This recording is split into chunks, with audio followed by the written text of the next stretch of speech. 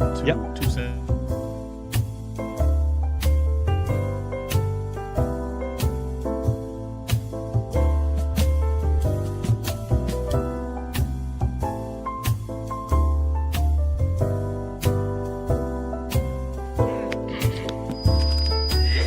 Folks, we have a very special guest for you tonight. Hello, we've been expecting you. This is not a test. Your government and corporate overlords have implemented new measures for your own health and safety. We are just following orders. Everything is going to be fine. I'd like to introduce...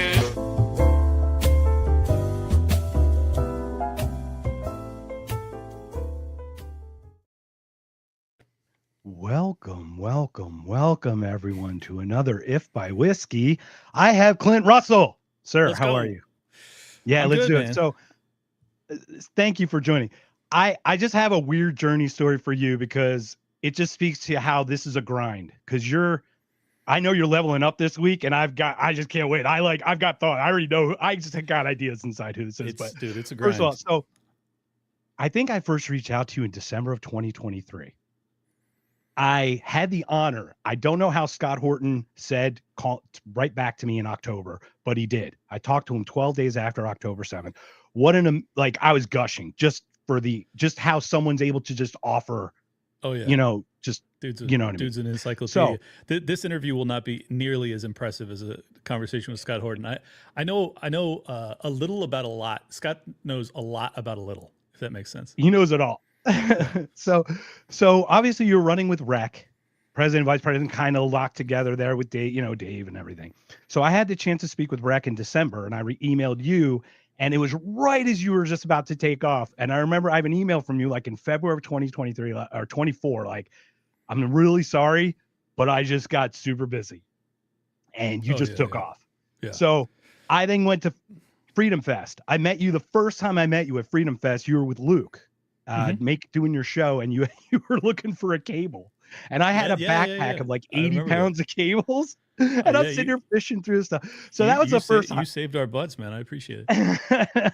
So then I saw you on the panel with Cash and all that stuff, and I'd love to hear about that, because this is where it started for me. It was like I didn't smell authenticity off of Cash, for example. So I'd love for you to start there, because you had the panel with him. I remember the great camaraderie, and then obviously where it is now. So I'd love to hear that start of that. Sure. Well, I think I'm usually I'm very skeptical of people. So I don't want to say I don't want to misrepresent how I view the world. I'm actually fairly skeptical of people, particularly politicians. But I was not skeptical of Cash, and I should have been. That was a mistake on my part. I think I took the name of the panel discussion that we were doing too literally. It was like how to defeat the deep state, and I'm sitting up there with Cash Patel and Brett Weinstein and Angela McCardle and myself, and it was like this feels real. This feels authentic. It's at Freedom Fest. You're talking to a bunch of people that are all on the same page. They all want to defeat the deep state, and I took him at face value. I did. I talked to him behind the scenes. He seemed like a good enough guy. I did not sense duplicity, so I blew it. I mean, and I'm not calling you out on that, because I think he's a genuinely nice person who just can't fight this thing. I mean, that's really where I think I'm at. Yeah, I mean, know. it could be his girlfriend too. Don't get me wrong. I have a little bit more of a negative opinion of him at this junction, just because, he was campaigning on Epstein. That's what got him in there.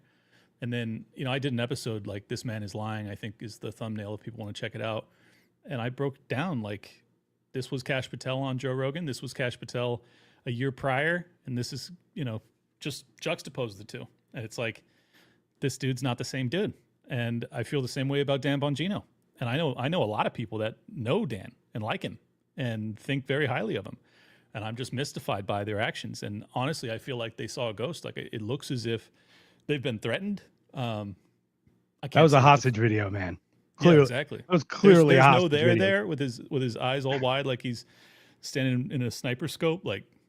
Bongino is supposed to be composed, and he is sweating like a stuck. I mean, just watching him, it's just bad. It's just really bad. Yeah, it makes me sad, man. And Yeah. you know, I didn't have, And we all misstep, man. We've all misstepped, and people misrepresent themselves and don't step up, and that's where we correct, right? So now we're at the correction phase.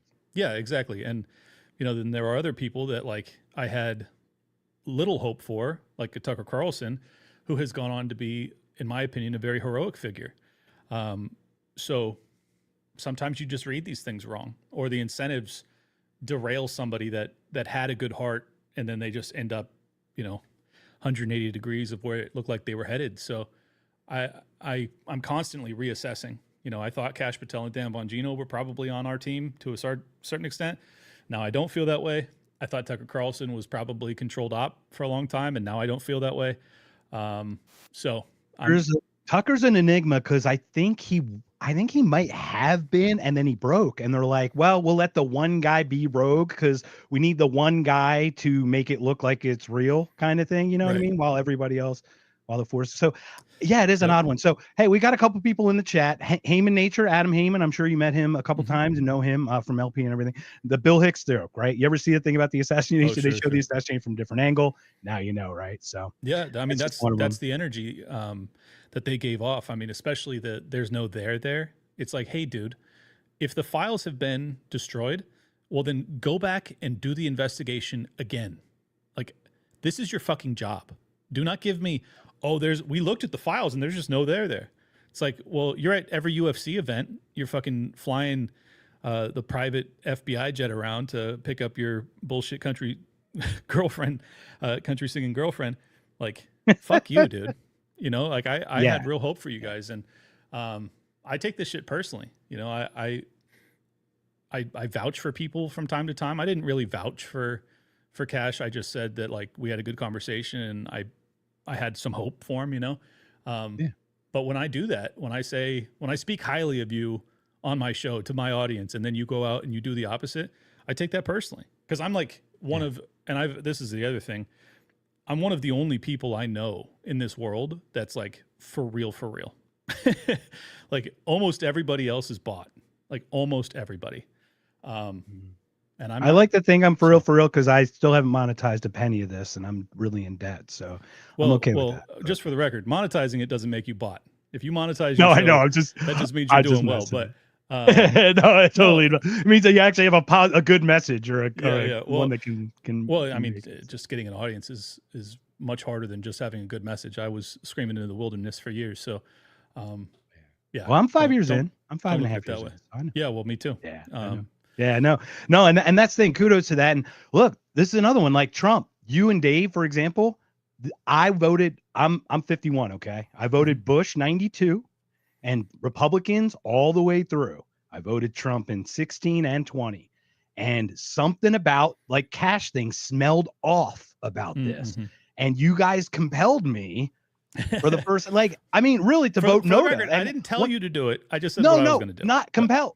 Being convinced by other people's arguments, I still had to process that. Okay, I never not voted for a president. You know what I mean? Yeah. Like I thought voting like, you know, the whole thing. I was I was a neocon, man. It was the whole thing. I had a whole Hey Saddam, this Scuds for You t-shirt back in the day. I mean, I enlisted and failed the physical on the last doctor. I don't know how lucky I am to have that actually happen. So that's so good, all man. that. But once again, I actually addressed that with you, and we're talking about being for real. I said something, I think it was a very light criticism of the Trump thing. And you're like, yeah, this is another thing is if he keeps doing what he's doing, this was a mistake. And you just I like that we all take culpability to this because this allows us to really change going forward and really address, real problems.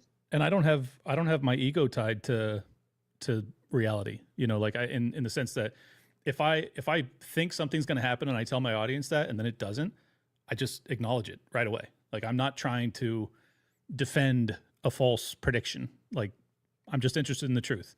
And I think my audience gets that. So they're very forgiving of, you know, like, all right, he said this didn't work out. But like, you got to keep in mind too, in the very episode where I announced, which was like a week before the election, that I was going to vote for Trump, I laid out all of this. I said, there's a distinct possibility this ends up with a war with Iran.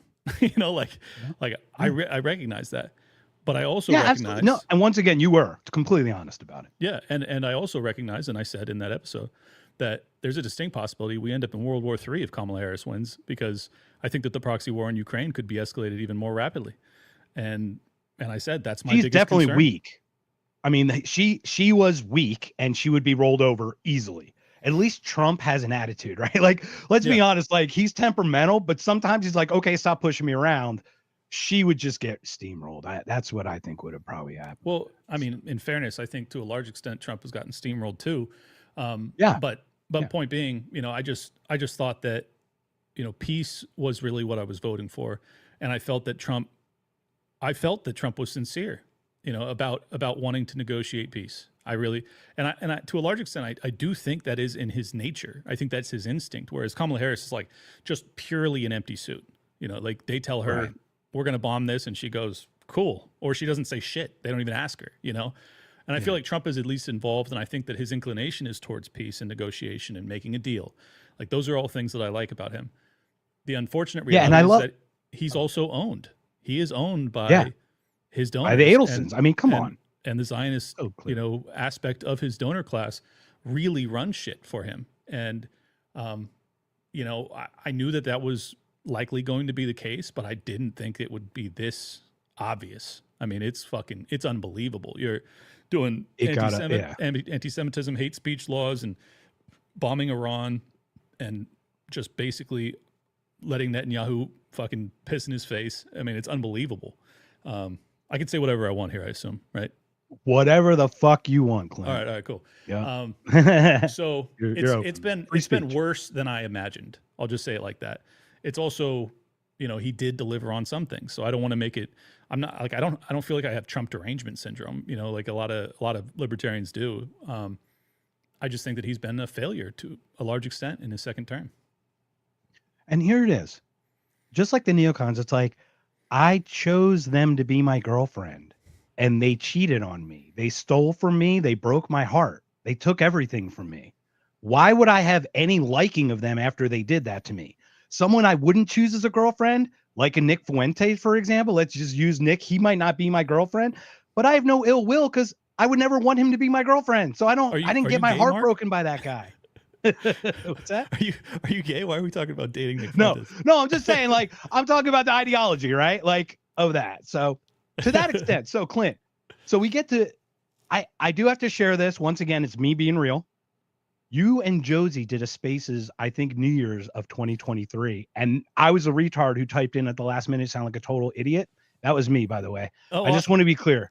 Yeah, I love it when people get drunk and make asses of themselves. It's fun. I wasn't even drunk. I was just stupid because I had no idea where to go with things. Like literally wet dog in a rainstorm, man. I'm still doing that, right? So I get to the second Freedom Fest. I'm lucky to do that this year with James Lindsay, my friend. Yep. I want to play this clip. This is my question for James Lindsay. Oh, man. You did it. I did it. Too. I knew this. This is where we're going to get good because the woke right is such a bullshit thing. So let me play the question. I'll let you play I'll play the answer. And then obviously I'd love to hear your thoughts on that. Sure.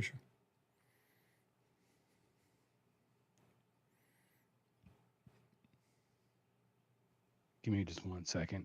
Yeah, once again, it's not playing on my end, so just so you know. Here we go. Yeah, are you ready? Here we go. Oh, I was at this event. Woke left, woke right. May I ask James, why has there been a recent push to conflate the general anti-war movement with this new woke right labeling? There's no attempt to conflate the general anti-war movement with that. You're the victim of a very fine people hoax, where people have said things that have been said that are not what the thing actually was if you listen in context. Being woke means that you've awakened to systems of structural oppression that are the foundational organizing principle of society. It does not mean that you oppose war. It does not mean that you are pro or anti-Israel. It doesn't mean that you have any thoughts one way or the other about Zionism or Jews or anything else, unless your thought about Jews is that they secretly orchestrate and control the entire world, which would be a structural belief about how society is fundamentally organized through a secret system of power. So there are a lot of very fine people hoaxes, as I'm coming to refer to them, about what How this duplicitous, kind of like how confusing term woke right refers to. Where Very Fine People hoax refers to when President Trump said in the wake of the Charlottesville stunt that there were very fine people on both sides, and the media ran with this and said he's never condemned white supremacy, even though he literally condemned white supremacy in the sentence before that the fake news media cut off.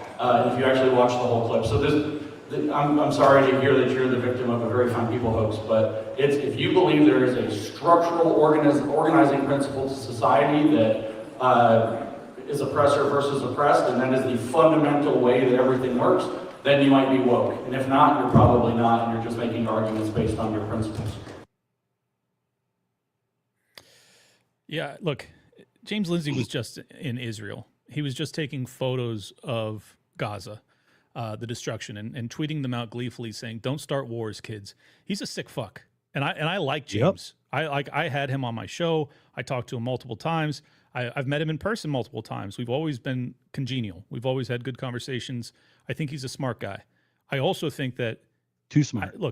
I don't know if he's read so much Marxism that it broke his fucking brain and he started to implement Marxist tactics, or if because he was so severely canceled and then he decided to start to turn against the MAGA base, that he became so impoverished that he was essentially victim of acquisition, that he was just bought outright.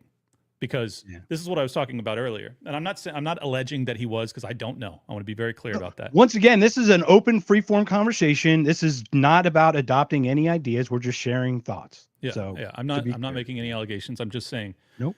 His ideology is so fucking disjointed and bizarre that it's hard to come to any other conclusion, given that I do believe that he is intelligent, to justify it as anything other than him being compromised. Like he just doesn't make any sense.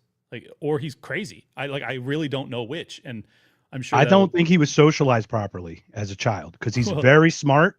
And when you watch that stupid fucking documentary of him playing with his swords and his fucking beans and crushing his beans and acting like he's all tough guy or whatever, you're like, man, what image are you trying to portray? Just be you. Be you, man. I don't need you swinging a fucking sword around. He's just like, and I like him too. He's a nerdy autist. Like absolutely. I get along great with nerdy autists. That's my whole world, right? That's our wheelhouse, man. Exactly. But there's just something fucking off with what he's doing. Like, it's super off. And just to point out the contradiction, let me lay it out, because what he said there is that you can oppose, you don't have to be a Zionist, you don't have to blah blah blah. He's now in Israel, and he's basically saying exactly the opposite of what he just said there. I just want to be clear about that. Like, that demonstrates to me compromise or acquisition, like purchased. And I don't say this lightly. Like, this is a very real phenomenon. Brandon Tatum, like, you think that he's fucking hard in the paint for Israel for free? I don't think so. Laura Loomer, I don't think so. Like, these people, my personal opinion is that we are up against a very well-funded influencer operation, and I'm not just guessing at that. Bibi Netanyahu sat down at a table with a couple, like a dozen different influencers, saying, you guys are the most important weapon we have, because we've already won the war. We've already just destroyed 100,000 Gazans or whatever it is, and now we have to repair our image. So we're going to hire the most unimpressive, unintelligent, uneloquent commentators to try and defend us, making the same basic bitch 101 neoconservative arguments that we've all dismissed already. That's what they're doing. And it's not convincing anybody. It's making us hate you more.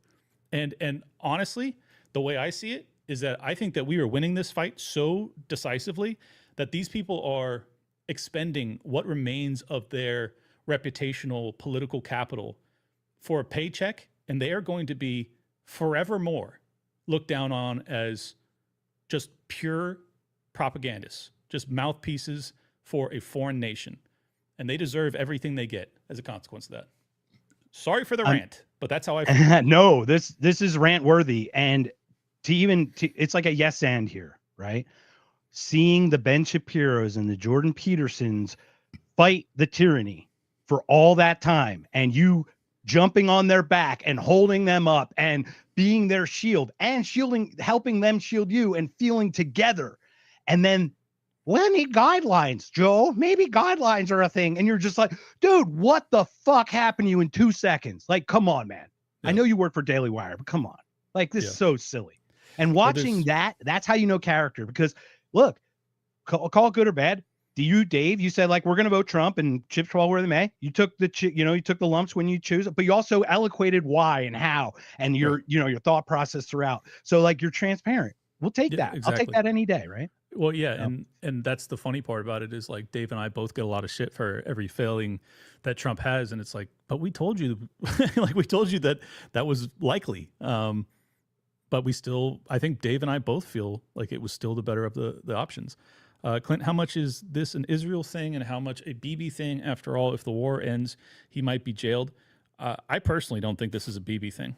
I think this is an Israel thing. I think that Because look at that West Gaza annexation vote after. right. They still want to do it. What's funny is it's funny how they always say, look, they hold their prime ministers to account when they do corruption. They all do corruption. They're all corrupt. They end It's up just a lie. Knesset, becoming prime minister, and then falling off the edge because they went corrupt. Like it's like a pattern. How about stopping? Once again, I don't care about supporting a side. I don't want to support any side of this. Right. Well, that's where I'm at too. But we don't have a choice. We do Yeah, I support know. one of those sides, and in fact, we support the other side too with humanitarian aid. We After do. The other side's We do. aid kills them. So that's Mhm. really, really particularly insulting, and I take it very personally. There's Amity saying hi and amen. She's the best. We got a lot of people in the chat. If you see something in the chat, Clint, please. I apologize. There's so many. We've got my my new co-host here, Whiskey Smiles. That's Jake. We're gonna be starting on Wednesdays at 8 p.m. But he's on there. So speaking of, hold on. Let me respond yeah. to one of the chats. Sword Noob says Tatum has to be paid. Lindsay and Loomer don't. Ethnic narcissism is free. I don't believe James Lindsay is Jewish, and I'm not even confident that Laura Loomer is. Milo Yiannopoulos is adamant that she's not. I have no idea if she is or not. So I just wanted to point that out. Very nice, and that's what matters. Truth matters here. So Yeah. once again, speaking of, and I'm being clear. Oh, go ahead. I don't know, but my understanding is that James Lindsay is basically an agnostic, and Laura Loomer is adamant that she's Jewish, and Milo says that she converted for political purposes a decade ago. I don't know what the truth is. yeah, when James Lindsay writes anti-communist in his profile, that just means he's a communist. It's like the stupidest thing. It never makes sense. And once again, I want to be clear. After he talked at me like that, I went to him in the lounge and we had a very pleasant conversation. And to your point, super cool. And then it's like a switch flips and it's like, who the fuck is this guy I just talked to? It's a very odd thing. And I think it was at that same event. I talked to James in private for, I don't even know how long, an hour maybe. Like I said, we've always gotten along really well. And I just made it very clear to him that I thought he was making a catastrophic mistake, that he was alienating the libertarians who are sincerely, don't have a hateful bone in their body, but are extraordinarily anti-war. And if you try and separate them from the America First MAGA movement, it's going to be a catastrophe. Like, we are increasing in popularity and reach and audience size, and we all basically got in line and voted for Trump. And just don't do this. Like, this is a huge mistake. If you want to like actually delineate, if you want to actually say the identitarian right, the people who are genuinely white nationalists, that's a claim that you can make that does not encompass myself, Dave Smith, Scott Horton, Tom Woods, everybody else. And he just didn't do it. He just refused. I mean, and he, in private, he would always tell me, oh, I'm not including you guys. But then on Twitter, he would randomly just throw shots at all of us. It's like, what the fuck are you doing? And that's what it was. The explanation he gave to me, I asked him, I say, hey man, I'm really grateful that you asked that question. Hopefully that just opens the door for future conversation, which it didn't, of course. Yeah. But he's like, he shook my hand and he started talking. He's like, I don't even mention Dave Smith. Where I'm like, you just did. Like, in back of my head, I'm going through my Rolodex. I'm like, none of what you're telling me right now is true. And it just, once again, it's that off smell thing. You get a little weird thing. Man. And he is weird. He's a little socially awkward, and that's fine. But sure. We'll let him be. But oh, go ahead. Yeah. All libertarians are. So yeah, well, that's what's great about us. I mean, like I said, it's Toad's one of my best friends. I don't even notice social awkwardness at this point. Did you see his post with Massey? Yeah, it was great. It was awesome. So, all right. Well, speaking of another dumb fuck, let's just do this one. Let's get this one out of the way because this is one. Now I'm a little upset, Clint. I'm not upset, but you did a show yesterday and you bombed about this guy. So I only did one clip today. I had a whole bunch that I had to throw out because you did so many yesterday. So, Oh yeah, no problem. all right, I'm just gonna put this. Yeah, no problem. Here you go. And I won't apologize for that. I am very proud of my views. I'm very proud of my faith. I'm proud to be the first member of Congress in the history of the United States to wear a yarmulke, which you may be able to see on my head. And I know that drives them crazy because we're not supposed to do that. But they gave me the nickname, the Hebrew Hammer, for a reason, and I'm not going to be afraid to use it. You bring up your yarmulke when no one else did. No one minds your yarmulke except you brought it up I as agree like with you're some Tank. sort of victim. You're the one who wants I to don't say nuke I'm a over victim. a million I'm not a people. victim at all. You're not a victim. I relish You're a defeating disgusting verbal terrorist terrorists sympathizer. like you. And you should not be And you're inside the going to United lose. States Congress. You're a You're going stain to on lose. this You- country. He called him a verbal. So that was on terrorist. Piers. Yeah, and Unbelievable. I'll ask you this, but the yarmulke thing, that's like me, like, hi, look at me. I'm waving my flag in your face and you can't do anything. It's driving you crazy, isn't it? That I'm poking Right. you with this stick. And you're like, fuck you, dude. I don't care. Yeah, it's Cover like, your fucking bald it's like spot. you actually fat fuck. my issue with you is not your yarmulke. My issue with you is that you celebrate the death of children. Like Yeah, it's you're your a soul, deeply or you're a lack deeply of. sick Yeah. fuck. Like that's the problem Yes. with Randy Fine is that he's actually like Yes. demonically possessed, and I don't think that has Yeah, anything to nuke do Gaza. with his alleged Judaism. I don't even consider that when I think about Randy Fine. I think that he is Psychopathy. completely dedicated to a foreign nation and a war of absolute conquest over a people who have been basically stuck in a prison for 50 years. And I think it's super fucked up. And the fact that he represents, my state, kind of, I take extremely personally. I despise. And you that talked guy. about possibly running in his district. Did I did. hear inklings of that? I thought about it. Is that a consideration? Or are you going to consider maybe just backing somebody that can, has your voice? Yeah, I mean, I thought about it very seriously, and I talked to the people that would like actually know how to win because like I'm only going to do this if I win. I want to be Massey's backup if I'm going to go. And I was told it would require 4 to 5 million, 425 somewhere in between there to unseat him, and the truth is, Oh, then you need to support Israel. Then you'll be fine. You'll Well, get yeah. the money right away. That was another question that like this is no bullshit. One of the first things I was talking to somebody, in the know, and that was one of the first questions. They said like, "Will you go to Israel?" And I said, "No, I'm not going to fucking Israel." And he's like, "Well, then we're gonna have a problem." I was like, "Whoa, that's fucking crazy." Like to Maybe run- you have a problem because I sleep very well at night, not going to fucking Israel. How about that? I Exactly. sleep okay at night. It's like so. I'm gonna run as an America First candidate, but I got to go kiss the fucking wall first. Are you out of your mind? I was just. There's an. I mean, Amity wants you this- to have backup. So. Yeah, I would love to. I mean, I really think in some ways, like that's what I'm put on this earth to do, like is to just go to the heart of darkness and tell the truth. Like, I just think that's such a special thing to do. And I'm really passionate about it. And I'm good enough at talking that I could probably do a honest, honorable, impressive job. Maybe not in the realm of Massey, but I could definitely add some fire behind him. So I don't know. I've thought about it a lot, but like, I don't want to fucking go out and raise funds and do all that shit either. Like, I feel really that don't, changes your so. principles, man. I'm Yeah. at the point where I put my name in. I put my name in for the application for Arizona Congress for rep against Grijalva, the one who died actually, or against Gallego or somebody. And I'm like, I backed out the second it became like a money thing. I'm like, that's not why I'm doing this. So I'm not interested. You know what I mean? It's like I got to stick with principles because it will corrupt me. I know. Like, what's beautiful about libertarians is like we know that we're flawed. Like we Sure. know that we're flawed. And because we know we're flawed, we know that everybody else is flawed. So no one should have power because everyone would do it wrong. Like that's kind of like the base core of where we start, Yeah, well, that's true, and understanding human nature is really a prerequisite for being capable of governance, if you believe in governance at all. And almost everybody that is interested in being in government doesn't understand human nature, and therefore they fall, headfirst into all of the pitfalls of taking control over other people's lives. I think that's why we need people like Massey in power, though. Is like, and that's the reason that I would be interested in doing it is because I've had opportunities to sell out. I've got enough of a following that I I could start selling all sorts of things, lies, you know, and I've just flatly said no to everything.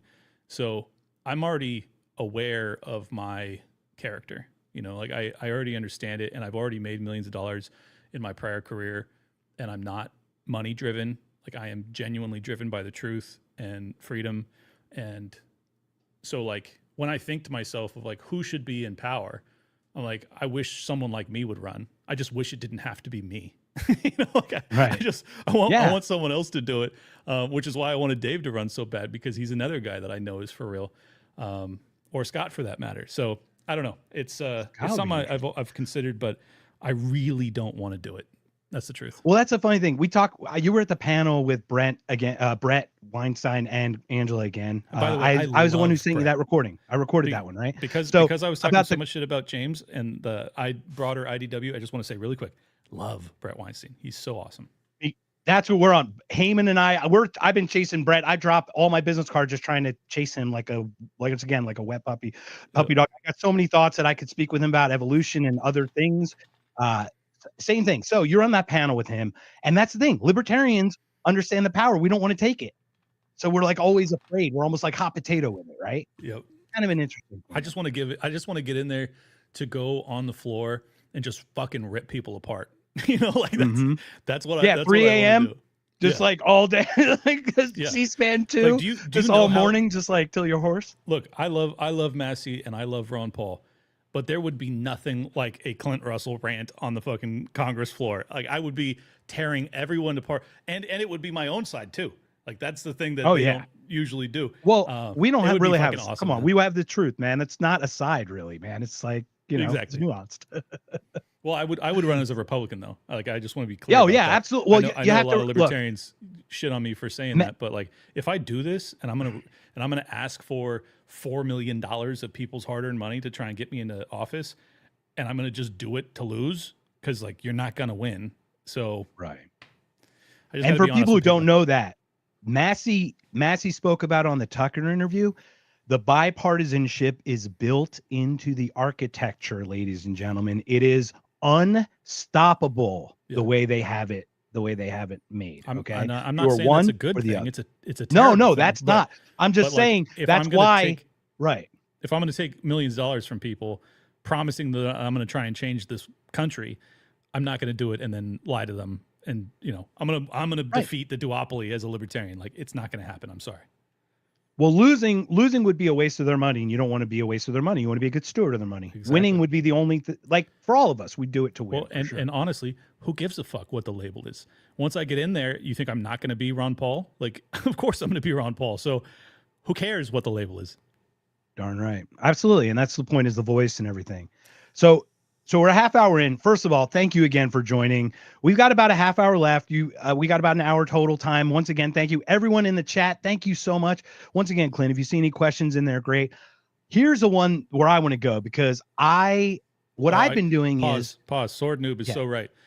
The only person that would be more legendary, would be no. He says I've seen his that last line, right? That last line, he says his filibuster game would be S tier. That's the one thing. That's the one thing that I cannot compete with Scott on.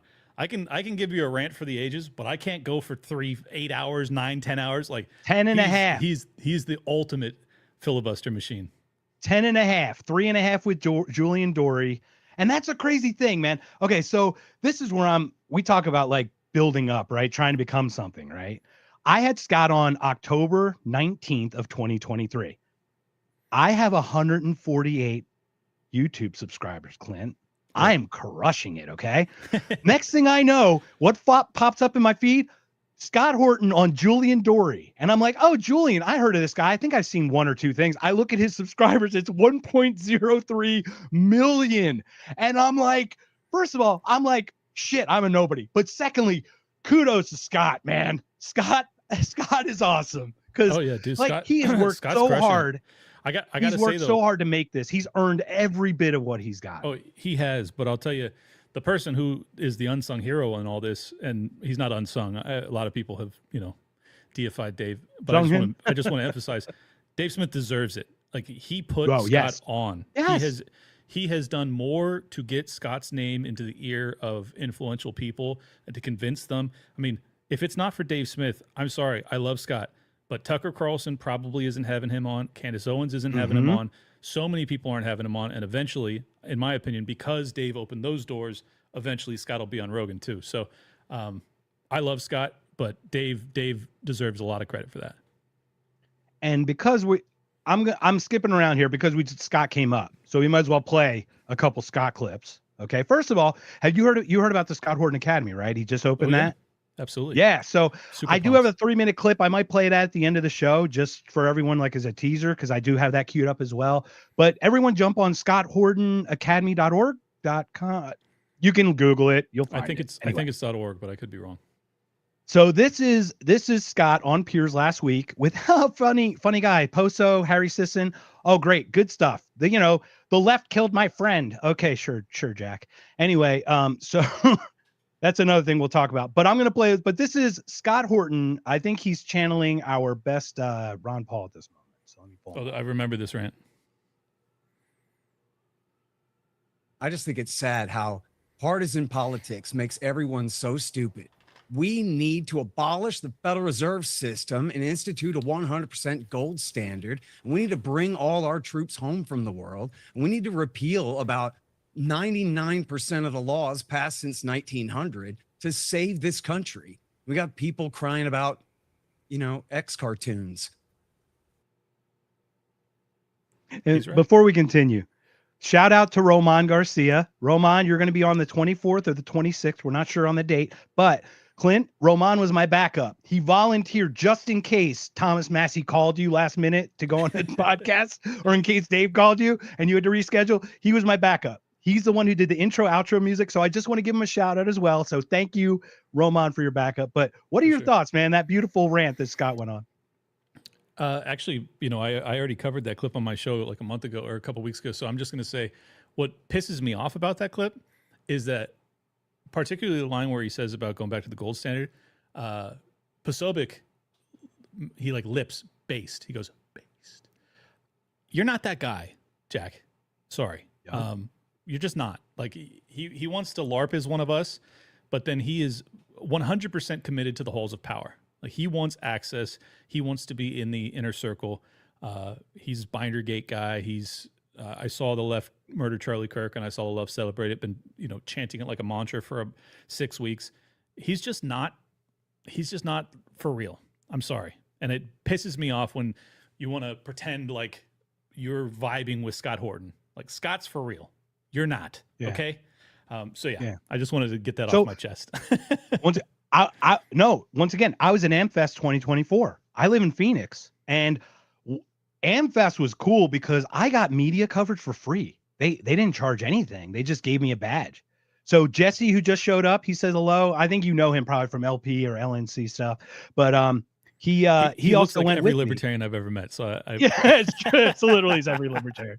Every libertarian. It's so hard being a libertarian. I do recognize him, but it could be 1,000 different people I've met. It's true, you do. That's funny. So we're at AmFest, and it's the same thing. I met Lysek and Poso, and Poso is from right around the corner. He's in Norristown, Pennsylvania, where I'm from just outside Philly. So I thought I could connect, and he was just going to have Horton on in December of 24. And I met Lysek, and Lysek just came on my show. I thought we'd be a little more confrontational. I think we were very kind with each other, but yeah, there's sticking points. It's like, yeah, we agree on core things, but it's kind of like, we know about conflict's going to happen, but the conflict resolution is where we differ. You know what I mean? For me, it's our style that's not the same. Yeah, well, it's not just style; it's substance too. I just think that Scott, Dave, myself are all really seriously committed to this shit. We really want to improve the world, and I don't think most of these people give a fuck. I don't, and that bothers me. It bothers me that you have, 100,000 people or whatever it is listening to your show every day, and you're just not sincere. It rubs me the wrong way. This is why I so adamantly defend Tucker Carlson, because I am convinced that he's for real. You don't platform Dave Smith and Scott Horton repeatedly if you're not for real. That's a fucking crazy thing to do if you're a CIA asset, to have Dave Smith and Scott Horton come on there and dismantle CIA war propaganda for 3 hours at a clip over and over again for over a year now. That doesn't make any sense to me at all. So could I be wrong? Could I be duped again? Sure, I could. But in the meantime, I'm going to defend Tucker Carlson, and I am deeply, deeply concerned that they are trying to fucking kill Tucker Carlson, like for real. And I know people think, and I'm I do crazy think to say it. Tucker's actually the I'm sucker. nervous, man. What's up? Tucker's demeanor, he seems to like everyone. That's he's a nice- actually I think- dangerous for him. I think That's he's a nice guy. danger for him. Yeah. Well, that's kind of the point. He's like, oh, I like that guy. He's like, no, that guy's super evil, man. He's like, I didn't really see that. And you're like, no, let me show you, you know? So Yeah. he's a very open, it seems to be open. And I don't know him. I don't know if you've ever spoken with him. I have a slightly, I saw him with Russell Brand stump for Trump in September 25 or 4, right before the election. So I was in Phoenix, and it was basically like a Trump rally followed by like a Christian Sunday school. So I had a little bit of a challenge with some of that, but I don't have challenges with that. I think there's a misinterpretation, and his demon stuff. I think it's like I think we're all kind of seeing the same thing and interpreting it different ways, I think. And that's where religion and spirituality and all these things kind of come into it. And I think you've kind of been probably struggling with that part of that for you as we get older with the faith stuff. Cause I still find myself struggling. Oh, for sure. I mean, I've had, as you know, if you listen to that episode about my dad, I had, probably the most spiritually aligned month of my life, being with my dad in his final hours. And it was super powerful, but I still don't have an answer, it's like, and I think, from my vantage point, that's where the whole conversation of faith comes in, is like, you feel something that's otherworldly, that the sensation is extraordinarily real, like no doubt about that. And then you don't have an answer for it. So then you have the faith aspect. You take that leap to like, all right, it's God. It's actually God that's like guiding me through this. And I felt guided. I did. So if I may, I think you aligned yourself with the current of what it was versus it guiding you. Like, yeah, maybe. If I may, like we talk about law of attraction. Well, like I just give perspectives, man. And honestly, I would love to sit down. We don't need to do a podcast on it. I want to sit down and talk about this with you because like I've had experiences. So it's like, it's weird. But I think what I find is we talk about the law of attraction. It's like, no, people will get attracted to me. It's like, no, you align yourself with the current of the flow. And that's where the most people are to be attracted to. So it's like you actually are the one making your change internally, but you think, and there's nothing wrong with that feel of, if that's what gets you to that state, this is a great thing. Sometimes people abuse that though, right? And that's always where. Well, I think people describe it in a lot of different ways. I remember a conversation I had with, I don't know what his new name is, but his former name was Vin Armani. I had him on my show like 3 years ago, and we were talking about walking in the path. Like it was like, I feel and I have felt like I'm doing that for a very long time. And just because I'm super dedicated to the truth. And I think as long as I maintain that, a lot of really special things happen. And I feel like with my dad's decline and his passing, I was very much in that headspace. I was so unbelievably grateful to be with him. I was so grateful to have that opportunity. I was obviously extraordinarily frustrated. He wasn't taking my advice or getting the care that I was demanding of him 6 weeks before he passed. But like the overarching sensation I had throughout that entire period was just like love. And I am dedicated to that. And for whatever reason, that put me in alignment with whatever that energy source is that people call God. And it was super special. Yeah. And it was unmistakable, just so powerful and so unique and real for me. It was real for me. It feels like you and your dad's joined again. Yeah. For his journey to where he literally died right? while my forehead was on his. Like, think about how crazy that is. Beautiful. Well, I am sorry for your loss, and we weren't going to talk about it. I wasn't trying to bring it up, man. I'm sorry that. I mean, if you're going to talk about religion, my dad just died a month ago. It's inevitable. I'm going to end up there. So, I know. But yeah, it was just very, very special. It was a very special time, and it was really beautiful.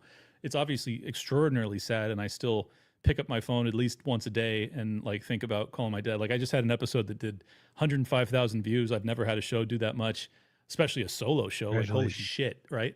That's awesome, man. And my Congrats. dad would have been the first person to call me, seeing it go ballistic like that, and that call's not coming. And it's like, so while it was beautiful and it was just an incredibly love-filled period in my life, it still has the reverberations of deep sadness too.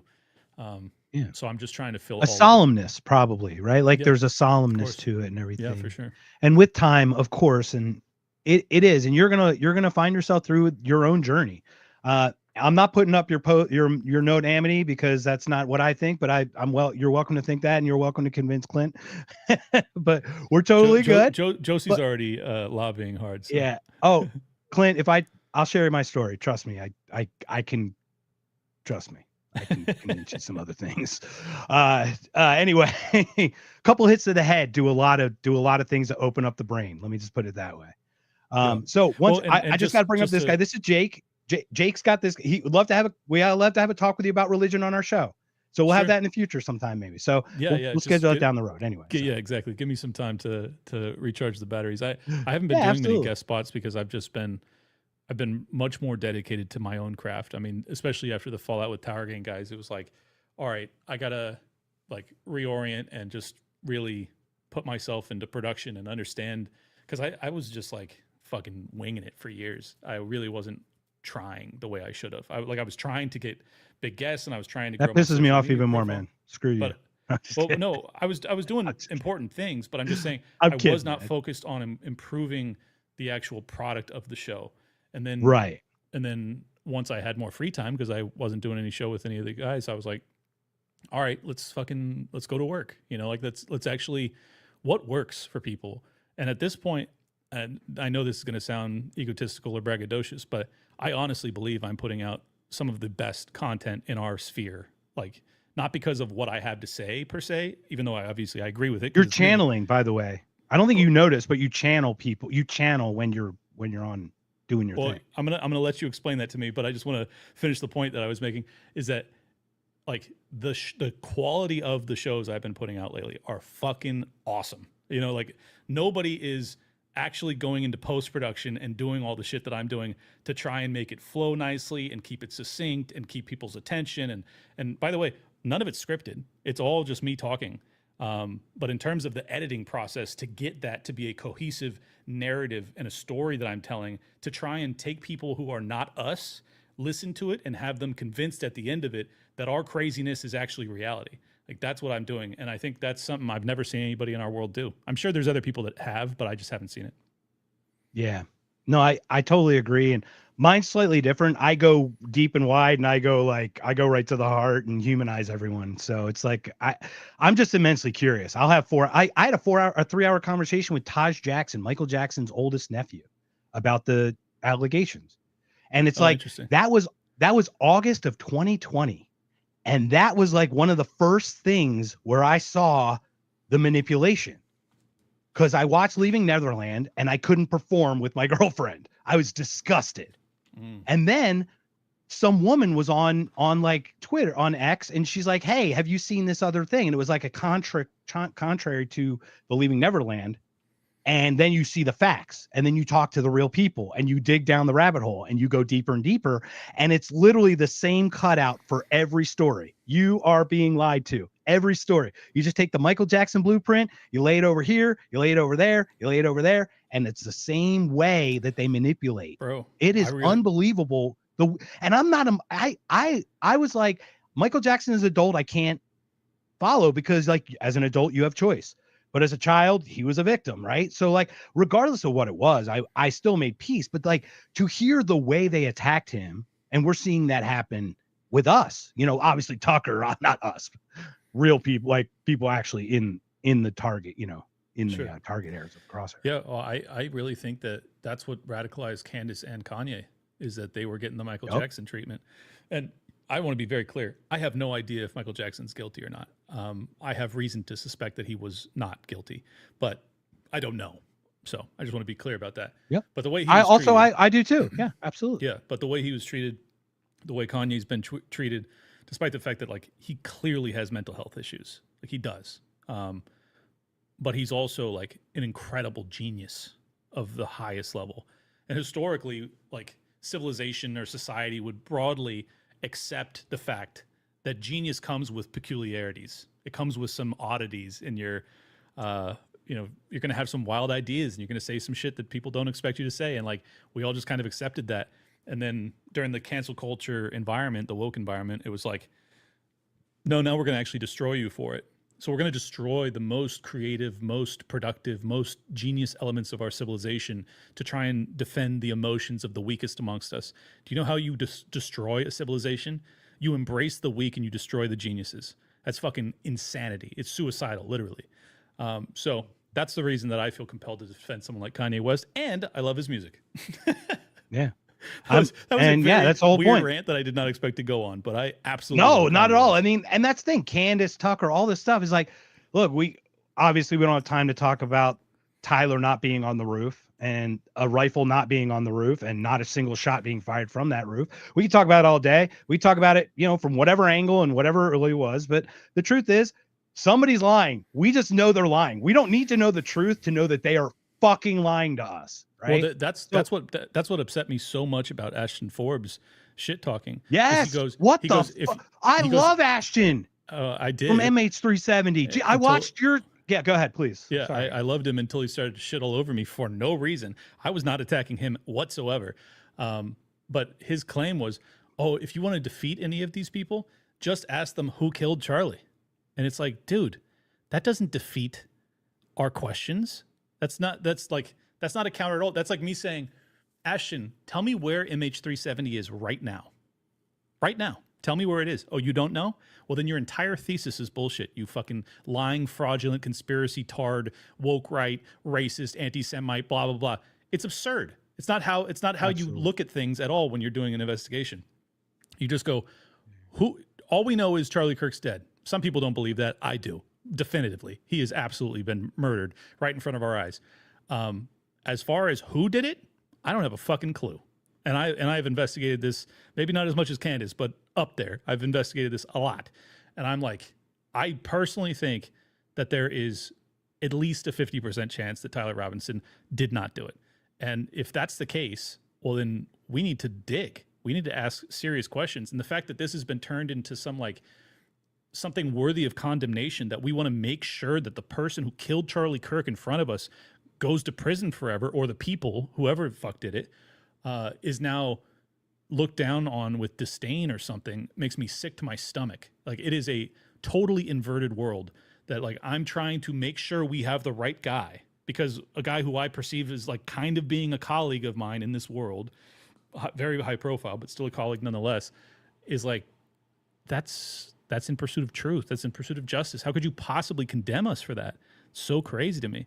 Now, I will say, I do not appreciate when people start to like go after Erica Kirk. I've been really bothered by that, because it's like something's not right, but I've refrained from like outwardly saying anything because it's not my place, in my opinion.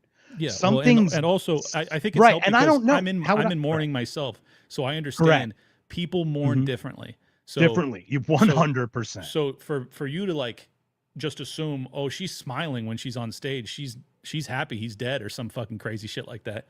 Oh, that makes me that's so just mad. Insanity at this point. Yeah, I'm with you. It's crazy how they do that to us, but something did feel off. The way she pawed him in those pictures, those still shots in the cough, like just something. But that's as far as I'll ever go. I won't go further because I know nothing. But that's the thing. What's crazy about this? You want to talk about weird universe before we call it? Hey guys, if you have any questions, we got about 10 minutes left with Clint. Clint, thank you again. Pop them in there. If you see a good question there, Clint, I just want to share this with you if I could. So about a week ago, my previous co-host, Jason, shout out, love him. He did the intro, the outro, all the good stuff. He's about to have a kid. His first child, a daughter in December. Congratulations. Awesome. So he's taking a step back from the podcasting. Totally understandable, right? So I've been doing this a while and I'm like, hey, I wonder if I should quit, right? So I get an email from a guy who I actually met at his podcast studio and broke bread with him and hung out with him for 4 hours. And he emailed me like I had never met him before. And I was like, holy shit, I am a literally fucking nobody. I better quit right the fuck away. Right. So I was about made peace with it. I was like, you know what? I made peace. I didn't make impact. It's cool. Some people have it. Some people earn it. Some people think they can earn it. Some people don't. That's how it works. That's life, man. No big deal. It's all good. Right. I can make peace with that. It's so hard. I go, yeah. So I go, let me put it back out to the universe. All of a sudden, out of the blue, email from complete strangers. And then Jake just comes free, connects us free. Thanks for hooking us up free. He connects us to do podcasting as some kind of collaboration. And all of a sudden, I've got 10 podcasts scheduled, and I was going to quit last week. Crazy. So, like, to your point, I literally let go. When I made peace with whatever, like, I think I've been fighting it, you know, to your point, you fight it almost because you have an idea, but you got to almost let go to it. And it will be the way you want it to be. Yeah. You know, just ride the wave. I'm different in the sense that, like, I've always, I think this is why I have an anxiety disorder. I'm constantly thinking about the future. I think that's also why I see the future, by the way. Oh, well, you've got an advantage over me. No, I see. No, the future. Trust me. I'll share with you sometime. Okay. Well, now I'm intrigued. Yeah. Yeah. People don't understand. A couple hits of the head to do some magic, man. I think that's what makes me a good analyst, is because of my anxiety disorder, because I'm always thinking about the future and I'm always, game planning. I'm like smart enough that I can almost see the future, but I'm not so smart that I become schizophrenic. Like, I'm right on that threshold. Thank God. If I was like 5 IQ points higher, I think I'd be a crazy person. So I got very lucky, but sometimes people think I am crazy, but whatever. Crazy adjacent is what I like. I'm good. Yeah, exactly. But I think and those thank are you, those are Jesse. the most interesting people. Are like, but yeah, to your point, for me, I've always been, from a very young age, I've always been super, like, goal committed. Like, I wanted to be a millionaire by the time I was 30. I wanted to retire by the time I was 35. I wanted to do all these things. And then, like, once I accomplished so many of the, like, lofty goals that I didn't necessarily think I could attain, and then the lockdowns happened, and I totally, like, just realigned my entire worldview and what I wanted to accomplish. And I was like, I want to make a difference and stop the tyranny that happened in 2020, but the next one, like, that was the goal. And much even more lofty than becoming a millionaire by the time you're 30, like, a much more lofty goal. To try and change the world is fucking way harder than becoming a millionaire. I promise you. I've done one, I haven't done the other. So that's for me has always been how I go about things. And I think there is something, even though I don't get into the whole, like, The Secret, the Oprah shit. I do think I do think there is something to be said for waking up every day with a passion that is just so deeply burning inside you that you really cannot stop yourself from doing it. And I'm so fortunate that I've lived basically my entire adult life doing that, driving towards goals that just fired me from the moment I woke up, and did so joyously. I'm not, like, the happiest person on the planet, but, like, I'm happy with everything I do, if that makes sense.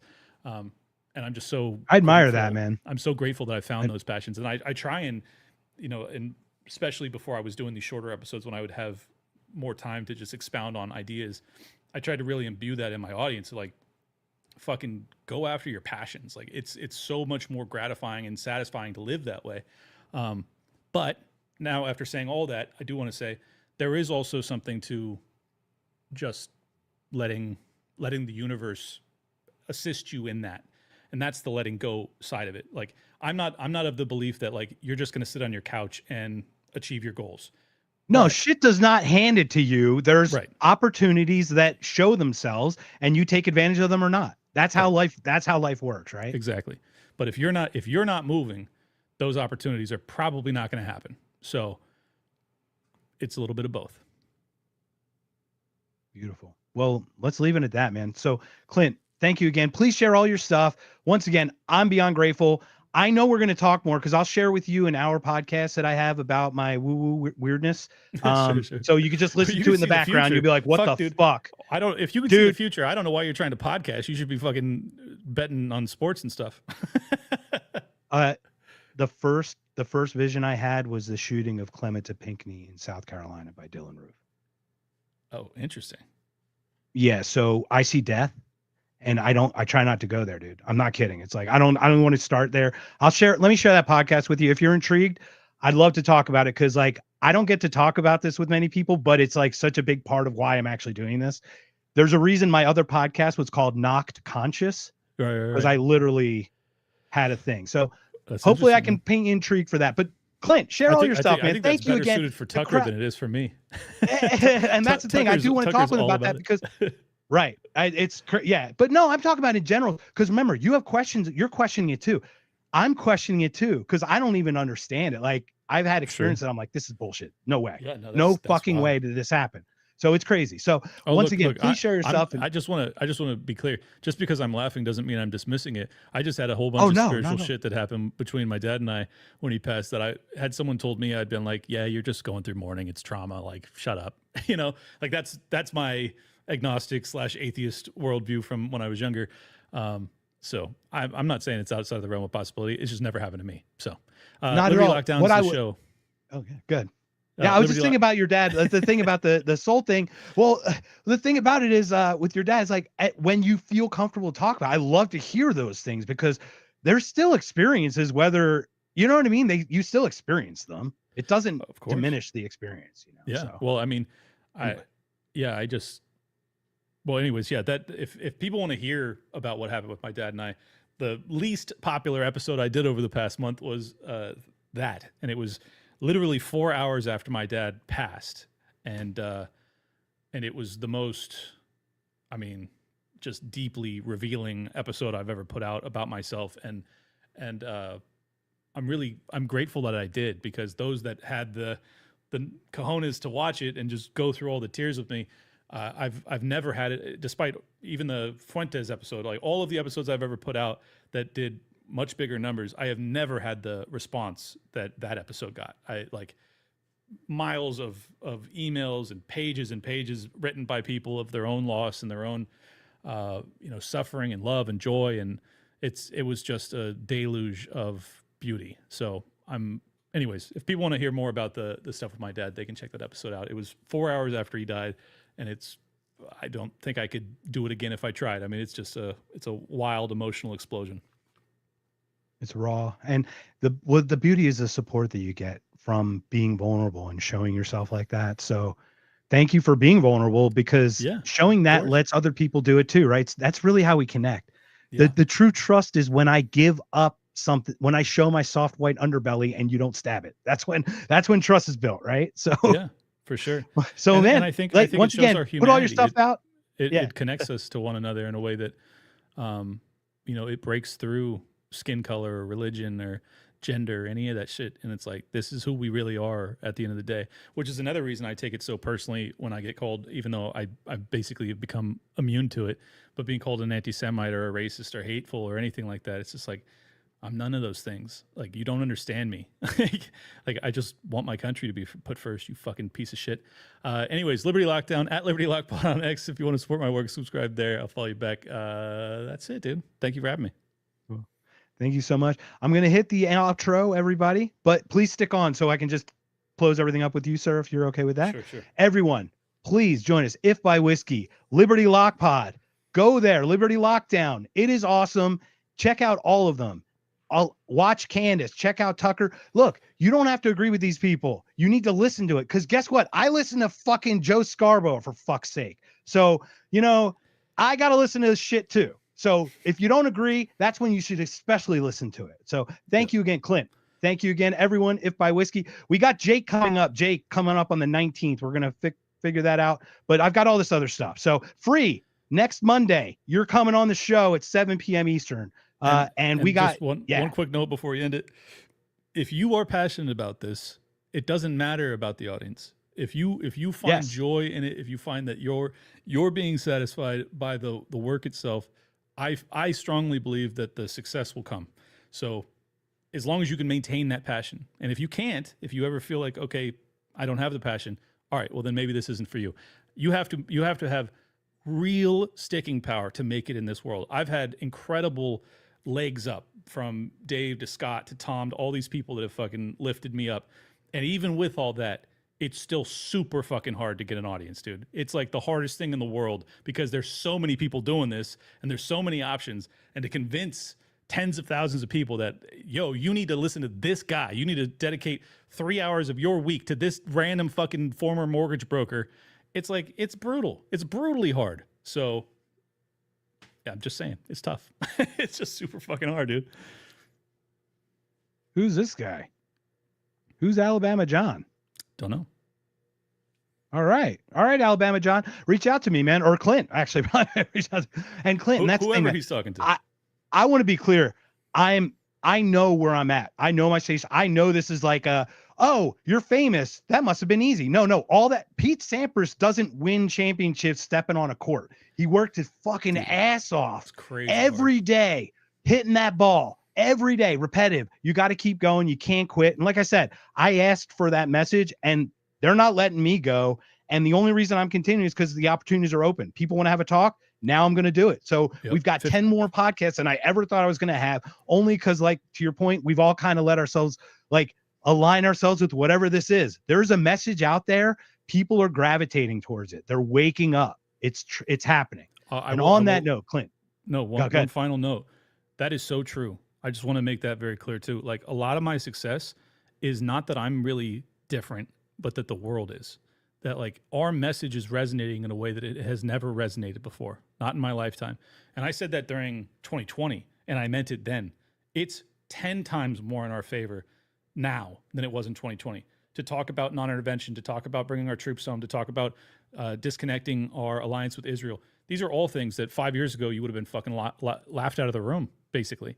And now it's like, I think we might be the majority of the Republican Party. Like, that's how fucking popular our message is right now. So that's the main reason that I think my show is starting to pick up steam, is like, I'm just 100. I'm not catching up with the audience. The audience is catching up with us. So yeah, absolutely. And more teasers for you, sir. I have connections to, like, the Trump princess and stuff back in the 80s, and BB in Philadelphia, and my history, princess. Dude, the stuff you don't know. Yeah, the boat that Khashoggi bought, that he bought from Khashoggi. Oh shit. All right. Yeah. My mom we did a catering job on the Trump princess in the 80s for Donald Trump. I have a napkin with the princess written on it, Trump princess. I have the napkin in my, like, somewhere stashed away. And my mom comes home and she goes, there's an 8-year-old girl that has this remote control and it operates everything in her little room in her yacht. And she had this, like, huge box that she had to push buttons to make the blinds go up. She was talking about Ivanka. Ivanka at 8 years old. And I'm like, dude, this is like how old. I mean, I remember BB as a teenager at synagogues doing bar mitzvahs and bat mitzvahs. It's like crazy how, like, you know how you meet, like, somebody when they were younger and you go, what could I have done if I met them at a younger thing? Like, that's what I kind of question. Yeah. In Philly. He's like he's like a rock star in Philadelphia. It was he grew weird. Yeah, exactly. And I work catering, so he always came in and out through the kitchen. Gee, I wonder why. Same thing. So anyway, Clint, Liberty Lock Pod, anything else, sir, before we call it a night? Massive episode of Liberty Lockdown airs probably Thursday at noon. So two dudes, I'm just going to leave it at that, but it's going to be must-see TV. And most importantly, I hope people will check out my episode from last night, because it's fucking really important. Like, I think I lay out the case. Yeah, I think I lay out the case that, like, do not sleep on the fact that Tucker Carlson is in serious jeopardy. Like, and I'm not saying that for clicks. Like, I really want people to be aware, because I feel like our collective consciousness of what they're trying to do to him, if we can fucking point it out in real time, it might stop it. So fucking please watch that episode. So that's it. Thanks for having me.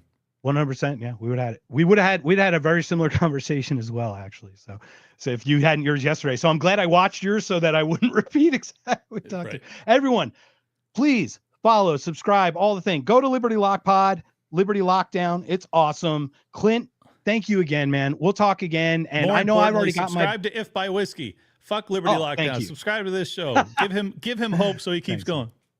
I don't need hope, man. I've got a hate burning fuel fire inside. All right. Well, hey, I'm the same way. I run off of anger. Yeah, exactly. My hate fire. Dude, I'm Gen X, man. I was born in 74, so I know how it's like. Everyone, take care. Thank you so much. Clint, please stick around. We'll get you all after this outro, sir. Thank you so much. It's been too long since I've cared. I keep the pain inside my head. But this reckless life of a bandit